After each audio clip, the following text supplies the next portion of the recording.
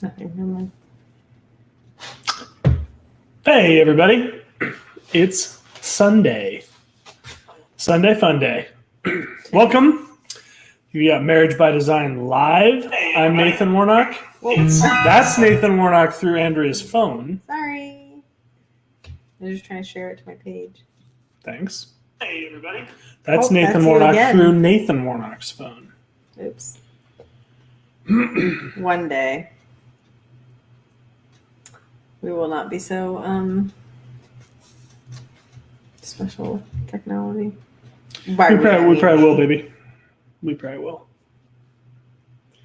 Join us now.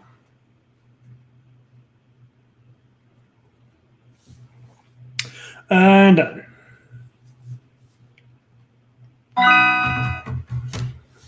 All right.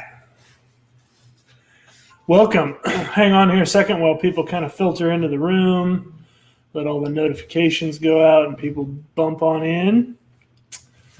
Got some people coming in already. So if you've jumped on, feel free to throw in the comments who you are. Give us a what's up, and that way we know who's joining us. Is there any football tonight? No football tonight. Hey, then hopefully we can get lots of people to join us. Yeah, that's right. No, it should be good. So as you jump in, give us your name. We'll kick it off here in a minute. Give people a chance to filter on in.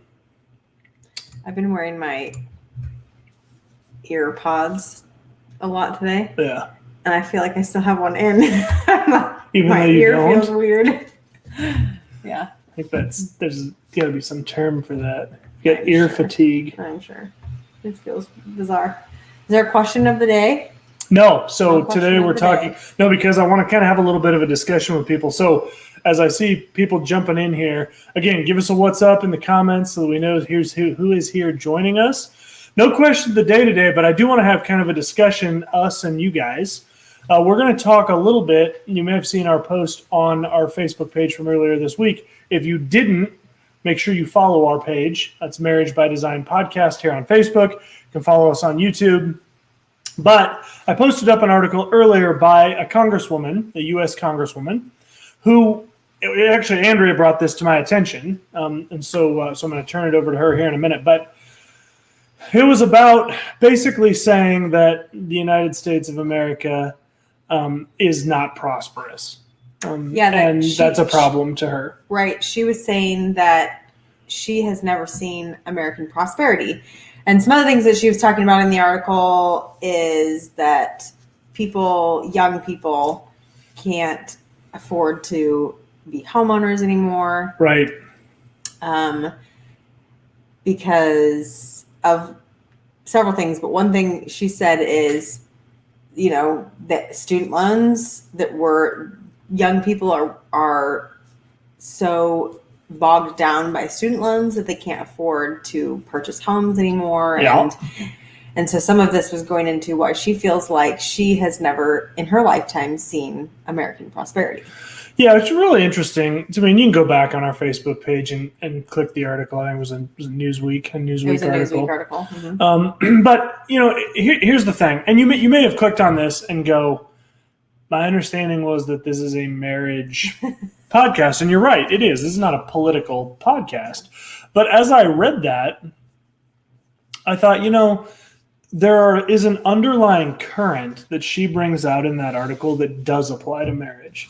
And so I want to talk about the article for a minute, and then I want to talk about how that relates to marriage. And then we'll do the normal stuff. We'll recap the couple shows that we had this last week, preview a couple of shows that we have going on next week, and go from there. So while I'm going through this, if you have thoughts on this, love to put them in the comments below. We'll highlight your comment and discuss it a little bit together. So as you have thoughts, please feel free to throw them up on there. This is works really well if we have some back and forth. So please put your comments on there if you would. So here's the thing. And this leads into the comment she was making in the article. We have a civics misunderstanding in this country, and I'm a huge American history guy. I'm a big civics guy because any government that lasts 200, coming up on 250 years is a fascinating study for us as human beings, because human beings have not been able to organize themselves into groups under one common government for anywhere close to 250 years before the United States of America. And so I've spent a lot of time studying the United States of America, not just because I live here, but because it's fascinating, the gravity of what we have done here. So here's something that we have to remember. The United States of America, at its founding, right? And you can talk about whether this is true now or not true, or should be true or shouldn't be true. Those are different. Those are political conversations. I'm talking about a civics history conversation. The reality of the matter is the United States of America was founded as a republic, and at its founding, it was specifically set out that it is a government of what we call negative liberties, right? That means the government is only allowed to do these couple of things and nothing else, right? There's no, well, the government should handle everything except these few things, right? That was how a lot of governments over the course of history had been. The government will do everything except this, and this. Right. The United States was set up differently. It was the government will do nothing except this, and this. And of course, we know notably at our Constitution, the government was set out to provide for what? Life, liberty, and the pursuit of happiness. That's right. Interestingly, and you may not know this, but interestingly, at its land. founding, it was the pursuit of property, right? Property, not just land, but certainly included land. Sure. That was something that they didn't have in England or in colonial America. You didn't own it. The king owned it, and he might give it to you on a land lease or something like that, but you didn't own it. So in the United States, basically what the founders said is, no, we're doing away with all that. All the government is here to protect are the things that are God-given. That's it. Right? So when we look at the rights that are in the Constitution, we see they're identified as certain inalienable rights given by God, namely life, liberty, and what ultimately became the pursuit of happiness. Why is it that those specific things were in there? Well, basically what they were saying is the government's job is to come alongside and confirm those things that the Lord has given to people and protect those things, right? That's why the government didn't give you life, right? The people around you didn't give you life. God gave you life. In the same way, your freedom, right? When we're born, we're not born with a job, right? Now, yes, I understand there may be human beings that did that in the past where you were born into slavery, you were born into some sort of servitude, but we pretty clearly identify those as unbiblical, immoral realities.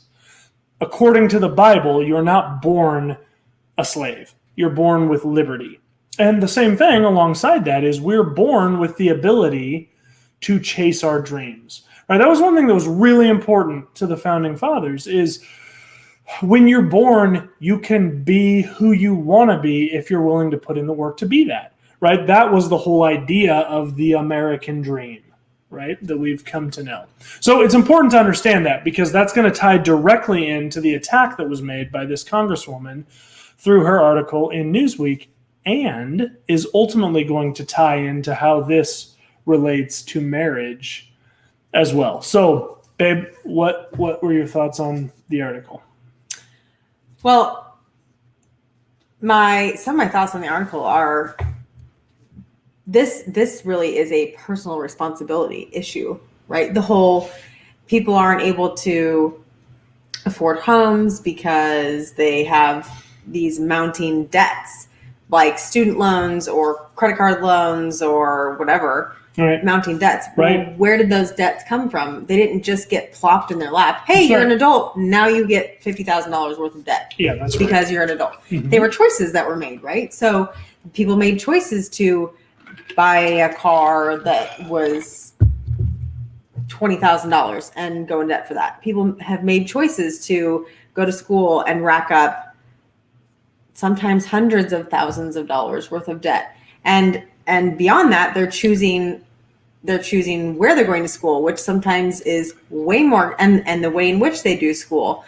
So not only getting a degree, but also I'm going to take out loans to get the degree, but I'm going to take out loans for housing and for not having a job for 4 years and for moving across the country and going to this really expensive school and all that sort of thing. So these are all personal decisions that people are making that then come with a price, and that the piper has to be paid at some point. And I think what she's saying is, I don't like that I make these choices and then I have to pay for them, because what I really want is to make these choices and then be able to make another choice that I want more in the future. Like I want to make the choices and get the benefit of those choices and then not have to pay for that, but be able to move on with new choices that are like the shiny new thing. Right. You know? So how does that relate to marriage? Right. So here's the thing, guys. As we look at marriage around us, this is such a microcosm in that article, or a macrocosm maybe, of what goes on in so many marriages and homes. Is we want to treat our spouse poorly. We want to be able to do whatever we want to do. I want to be able to completely throw myself into my job, 85 hours a week, completely wrapped up in that world. And then I want to come home and not pay the consequence of having a wife that's not feeling loved, a wife that is upset with me because she's stuck here with the kids and I'm off doing my job. I don't want to have to pay the consequences of kids that don't have relationship with me because I spent my entire growing up time working instead of sewing into that relationship. And so what do? Right? Here's the crux of that article. We should just give students their education. We just cancel all student debts, even though they knew what they were getting into when they did it. They made that choice. They chose to take out the loans. Well, let's forgive all that so that they can go have a job. Buy a home and whatever. In marriage, what happens? You start reaping the reward for the poor choices you've made in your marriage, and then you come to a place where you go, I don't like that. Yeah, I don't want to pay that consequence, so I'm just going to go start over. Right? There will be somebody else. I'm going to go pop over here and have a different relationship. And tragically, we see the result of that, and yet we think we want to do this on a overall level with our country, and it'll all work out just fine. But we can see the results in many aspects of life, marriage being one, of not taking personal responsibility and the trash it leaves behind when we choose to try to do that. That's right. So we read that article. I was like, occasionally bringing something to you guys that made us go, and hopefully makes you do the same. So take that for what it's worth. Love to know your comments if you're watching this live or if you watch it on down the road. Love to just have an opportunity to hear your thoughts on that. Hey, Anna. On here. Hey, thanks so much for popping on. Hey, I wanted to say. You. Oh, go ahead. Sorry, I was just going to say, I miss seeing you. I miss that. I miss Mops, and I love Anna. Yeah. And Anna, I saw your post on Instagram encouraging people to listen to us. I wanted to say thank you for doing that. That means a ton to us. So that's great. So Anna said, yes, choices that were made and not living within their means. I mean, that's the reality, isn't it? I mean, all of us that run a home, we all know if I'm spending more than I'm making, I can't do that for very long. Mm-hmm. Yet we seem to have a whole bunch of people in this country that think, and I'm talking about in leadership levels, that think, well, we'll just print more money. It's fine. We'll just, we have this growing GDP, and that means we don't need to have any budgets. And there are all these fancy economists. And, I'm not an economist, but I stayed at a Holiday Inn Express. And, I know how math works. I don't think math changes if you're a highfalutin economist. So. And at some point, this has to be paid. And the problem is, how are we going to pay it? Yeah. And the same thing goes in our homes, right? Let's think about the checks that we're writing within our home, because those checks have to be paid. And are we willing to pay that? Yeah, you can pull the parachute and just go, screwed that up, so I'll just bounce on out of here and start over. And that's easy for sure. But what ends up happening at the end of that, right? A lot of times you end up realizing the mess you got yourself into when you got out of the last mess was worse than the last mess. Tragic. Yeah. So, it does take a mind. Anna's saying it takes a mind shift change. Yeah, it does. And you're exactly right. To realize I have to take responsibility for the choices in my life in every area. That's right. In my finances, with my kids, with my spouse, with my friendships. Yep. My family, whatever. Yep. It does. It takes a whole mind shift change to stop that. Really, what's self-focused and selfish. That's right, and it really comes back to something we talk about routinely on this channel, which is living an intentional life. We always talk. That's the Anna, when you talk about a mind shift change, you're right. But how do you do that? Well, how you do it is you have to be intentional about the things that you're doing.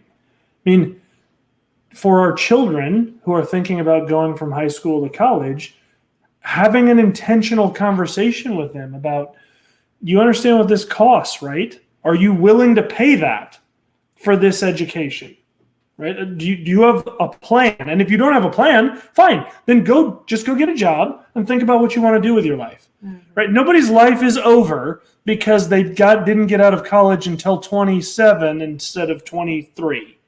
Right? We think that oh my gosh, they've given up their peak earning years. Well, the problem is they might be giving up their peak debt gaining years too. To just take some time to have intentional conversation about school, because I was talking to a friend of mine this weekend who ended up with over $100,000 of school loan debt, and it's not like she ended up and it was a surprise to her. She knew what she was doing, and she is still paying that. She has a couple kids now and still paying it, but has a couple more years to pay it off. And she says, man, I love what I do. So that's great. But I really regret the way in which I did that, because I chose to take out school loans to have an apartment rather than living with a parent, and all sorts of things that she's thinking, man, that could have been so much smaller. And there was just a lack of realization of, okay, so when I get out of school, what you think is, I'm going to get out of school, make tons of money, paying this back is going to be super easy. But we, as 18-year-olds, we don't know how expensive it is to just live life as an adult. So I think as parents, when we have kids who are getting into that situation, if we can sit down and talk to them and say, let's go over a typical budget for a 24-year-old, and then let's go over a budget for a 27-year-old with a kid or two. And this might be really hard to pay this back over a period of 20 years. Sure. That, or if you want to take that down to 10 years, it's hard to pay back $100,000. Sure. So let's talk about this. Let's think about what's really the best route. Right. Anyway. Yeah, this is a good thought for, maybe depending on how you feel about where your kids are at, this might be a good opportunity for you to bring your kids into an understanding of what your family budget is, to make them aware of, maybe you don't want to, talk about how much you make. I can understand that. But, the expense side of your income statement might be beneficial to show that to them so that they can start thinking about, man, this whole adulting thing I can't wait to get to is really expensive. Yeah. I remember getting out on our own when we first got married. It was like the first time that we were really out from under our parents, and we were fine financially. But I remember the first month or two that we were out on our own, I was like, wow, adulting is expensive. Yeah, I just never even knew. Right. I had no idea. Right. We weren't struggling to pay the bills really, but it's expensive. That's true. Yeah. That's true. All right. Well, what thoughts do you guys have? Put those in the comments there below. Love to talk about them a little bit. In the meantime, we will recap the shows that we had last week.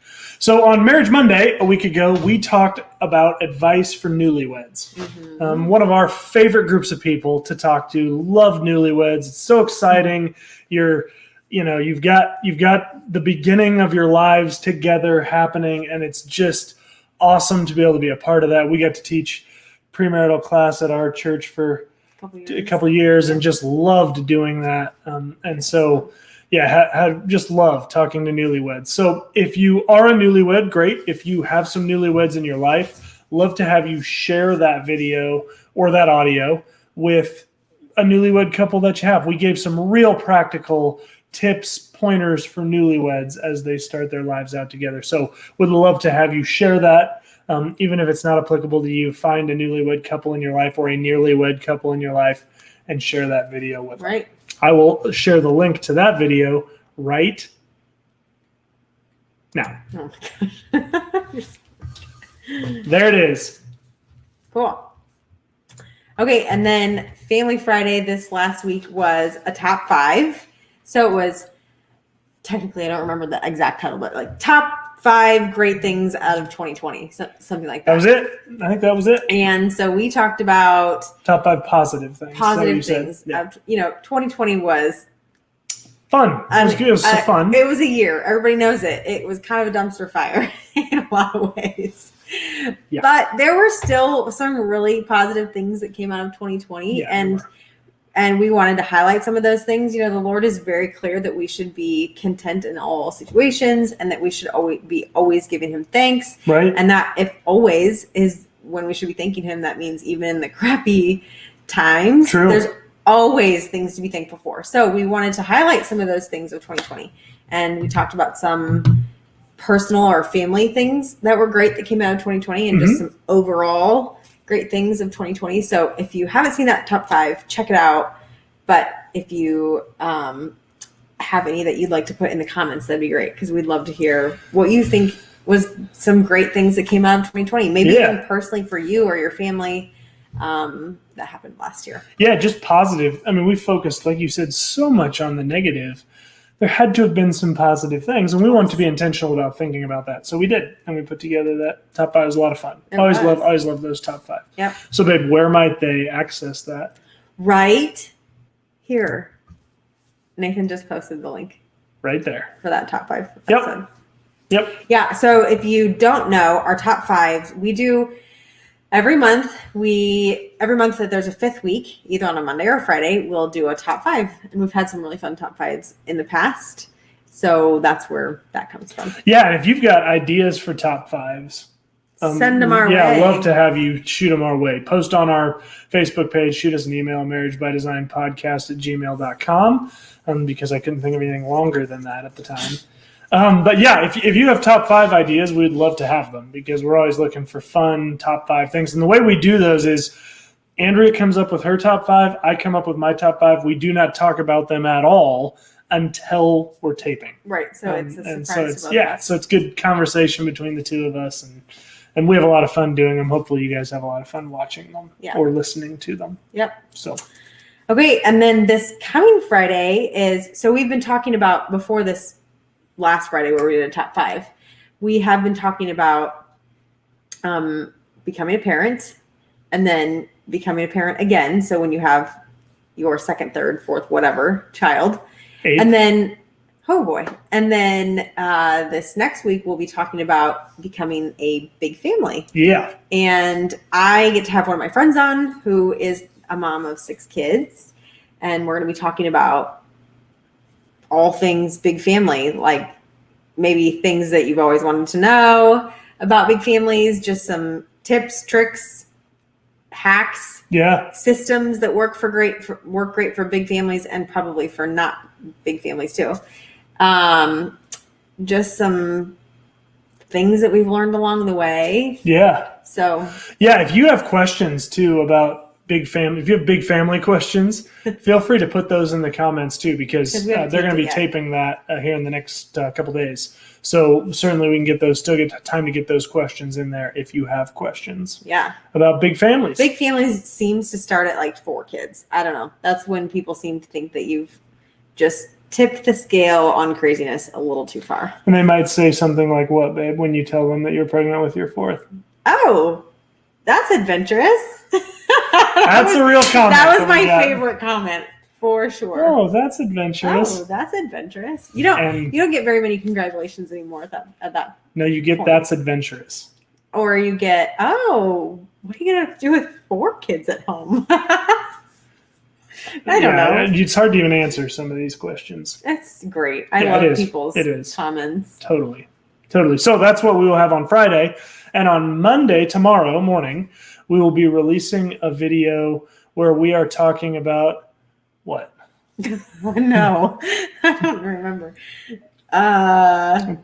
What is tomorrow the 1st? It is.